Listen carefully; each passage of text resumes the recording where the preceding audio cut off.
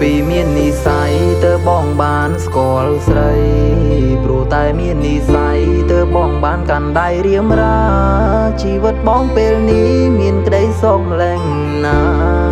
ហើយចង់ប្រាប់ថារូបខ្វាំងអូនមិនបានសូមយ៉ាងបានទេហាមើលគេក្រៅពីបងនឹងទេនួនល្អងថាបងក៏ចេញប្រច័ន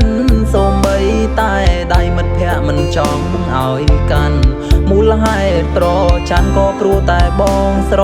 ឡាញ់ជោគជ្រៅទៅហើយអូនឲ្យឆាត់ចូលគេ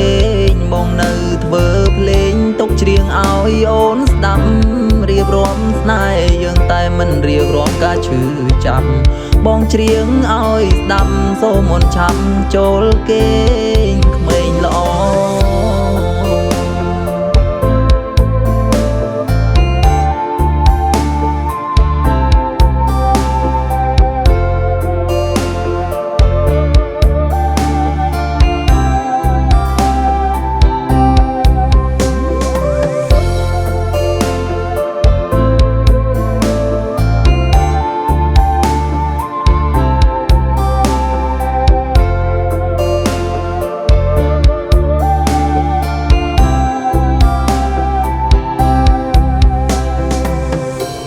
អូនពូកែខឹងមកដឹងព្រោះតែអូនស្រ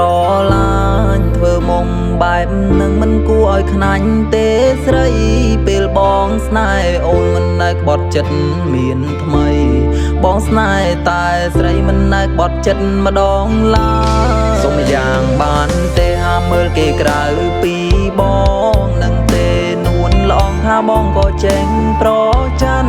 សូម្បីតែដៃមិត្តភ័ក្តិមិនចង់ឲ្យកាន់មូលហេតុប្រច័នក៏ព្រោះតែបងស្រឡាញ់ជោគជ្រៅទៅហើយអូនឲ្យឆាត់ចូលគេងមកនៅធ្វើភ្លេងទុកច្រៀងឲ្យអូនស្ដាប់រៀបរាប់ស្នេហ៍យើងតែមិនរៀបរាប់ការឈឺចាប់បងច្រៀងឲ្យស្ដាប់សូមអូនឆាប់ចូលគេ